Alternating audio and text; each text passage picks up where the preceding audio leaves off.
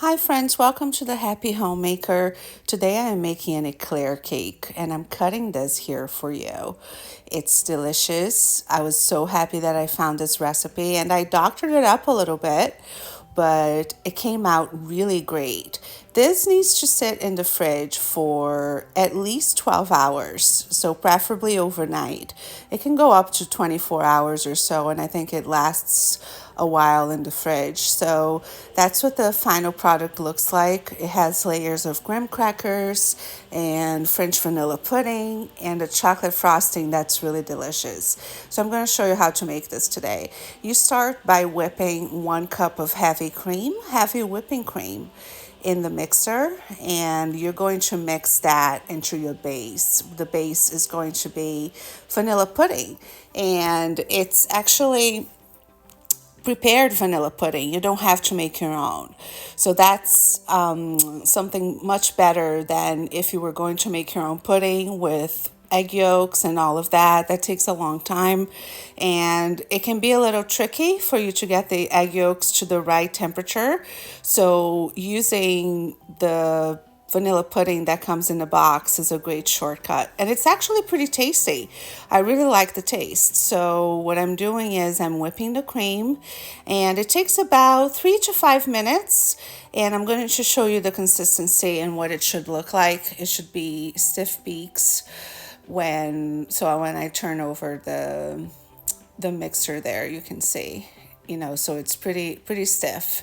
So you want it like that, and then you're going to reserve that and then start on the rest of the recipe. So I'm putting 3.5 cups of whole milk into this bowl. And this is actually nice because you don't need a mixer for this part. So you can just have a bowl and a whisk and you'll be all set. So 3.5 cups of whole milk. And then I have 2 boxes. It's 3.25 ounces of French vanilla pudding, and I'm just mixing that in. I like to pour the milk in first and then pour the pudding into the milk so that I make sure I don't have any lumps. That's how I like to do it. But do it however you like. Maybe you're used to making vanilla pudding and you've been making it a different way all of this time. So make sure that you do it however you're used to doing it. I just like it this way because it keeps the lumps down to a minimum. So I'm mixing that in, and then that also needs to be set aside to set for a little bit. So that's what I'm going to do next. And I think I got a little bit of pudding stuck in there. So make sure you check your little bags of pudding. Make sure you're using all of it. I'm a stickler for scraping bowls and making sure that I don't leave anything behind, because that's just money that you're leaving in the bowl or that you're leaving in the container when you're using a certain ingredient. So I try to do that really well and to make sure I don't leave anything behind. So now I'm going to make the frosting while the pudding is setting. It just doesn't need to go in the fridge. It just sets at room temperature. So I'm adding 1.5 cups of confectioner's sugar to this smaller bowl. And then this is a cocoa powder type of frosting. It's really tasty. And there's quite a bit of vanilla that goes in, so it's really well flavored as well. So that's what I'm going to do. Now I'm going to add 1/2 cup of cocoa powder, and this is just Hershey's cocoa powder. I have a different kind, I think, but I wasn't able to find that in my pantry. Maybe I've run out. But sometimes I get Guittard. Guittard is really good cocoa powder if you want to get it on Amazon. But today I'm using Hershey's, which is also pretty tasty. So 1/2 cup of cocoa powder, and then you incorporate those together. I'm going to add the rest of the ingredients first, and then we'll see what that looks like. Oh, the butter. The butter is something else. So you need to have this at room temperature. I always forget to take out my butter before I bake. So I put it in the microwave in 10-second increments, just changing the direction of of the amount of butter that you have. So I put it for 10 seconds, turn it over, 10 more seconds, turn it over again, and then 30 seconds finally to have it to that consistency. And I'm also adding 2 teaspoons of vanilla extract.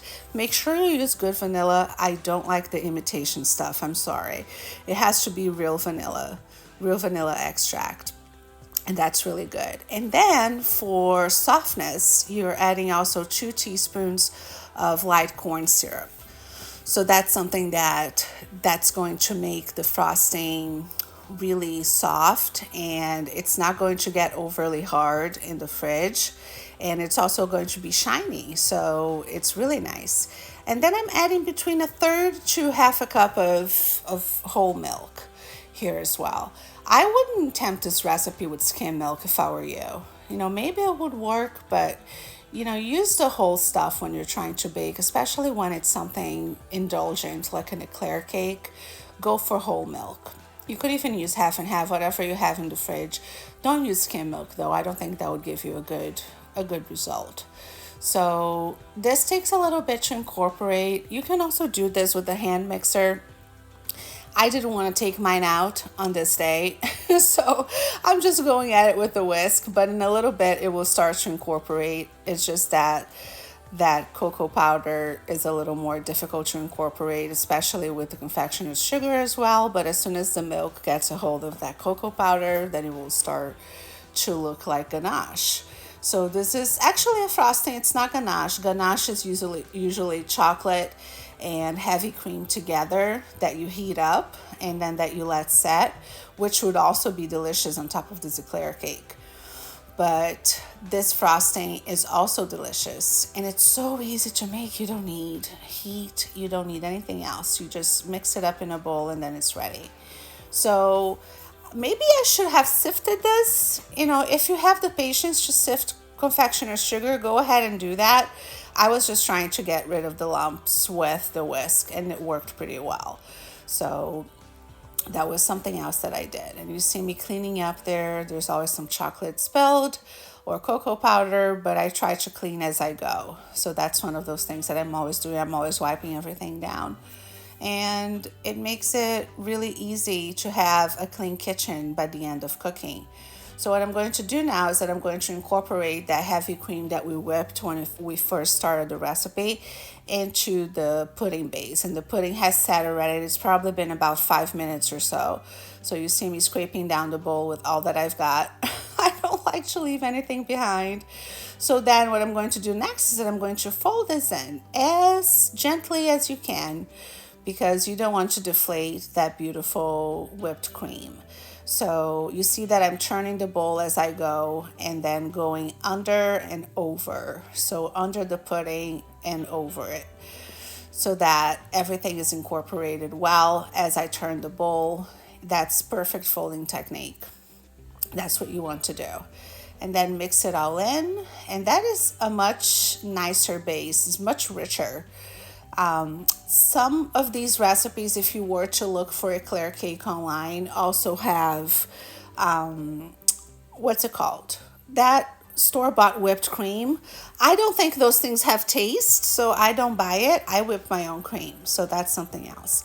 Now I'm spraying a 9x13 baking dish, and I'm putting all of the graham crackers in there. And some of them come broken, so there's no way to change that. Oh, that one shattered into tiny pieces, but I'm using them to cover the bottom. That's all you're trying to do, really.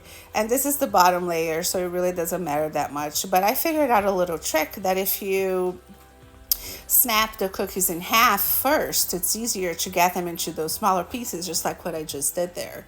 So if you break them in half, it makes it a little easier. So you're probably going to run into this if you try this recipe. It's okay. It came out great. Everybody loves this eclair cake, especially now that it's getting warm outside. I love to have these no-bake desserts in the fridge. And it's so much easier than turning on the oven and making the house warmer. I'm in Southwest Florida, so it's getting pretty hot down here.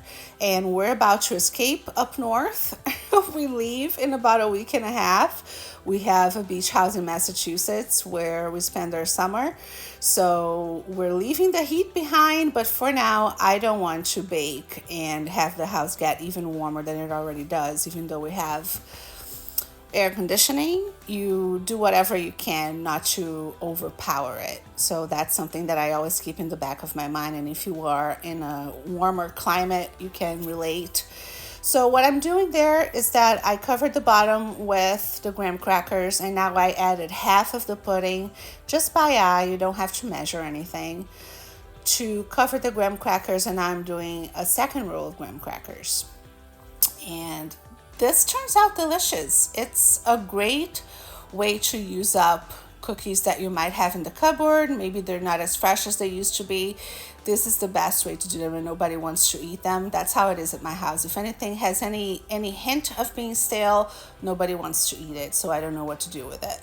Well, make an eclair cake and you can use it. And the taste of the graham crackers, these are honey graham crackers. Use whatever kind you'd like.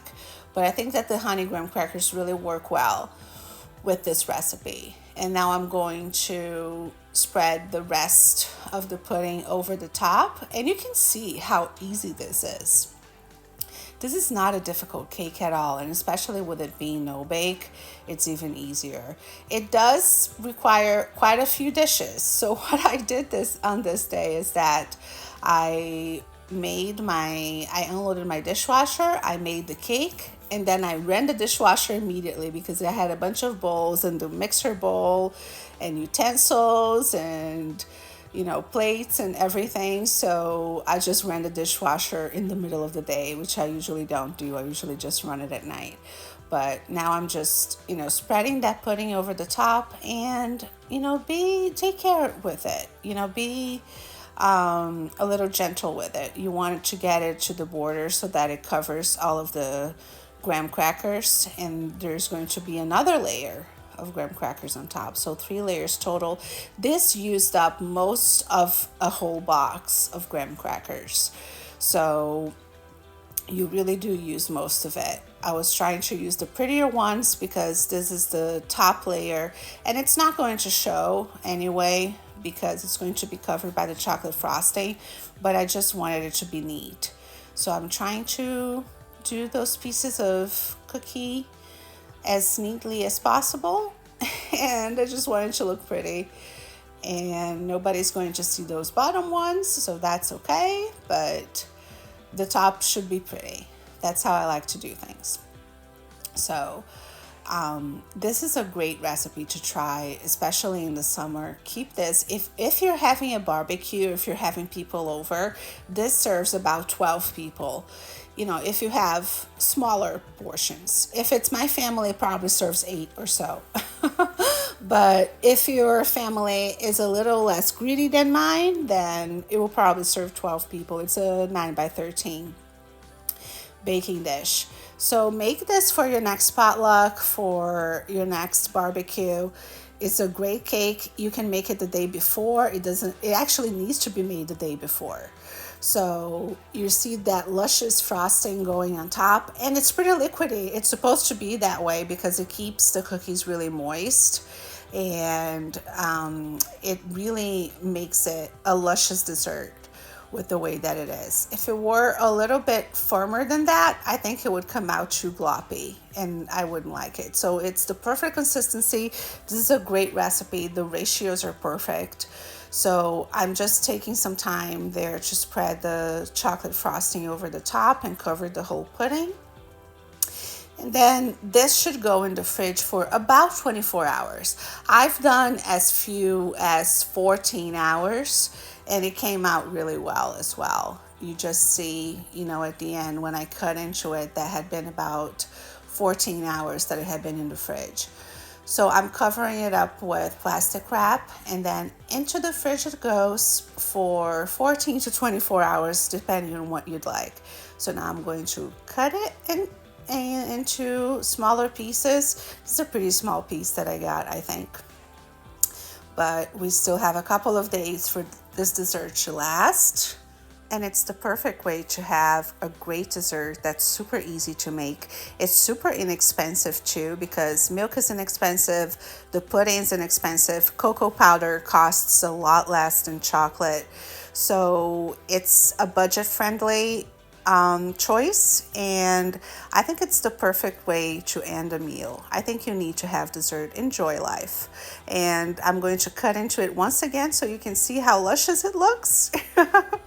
And I hope you enjoyed this recipe today. Come back. I post every Friday and every Monday. Check out some of my other videos, and if you got some value out of this video, hit that subscribe button and you can have all of my videos twice a week. I post a cooking video every Monday, and I post a homemaking video every Friday. Thanks for being here. I hope you've enjoyed this video. Thanks. Bye.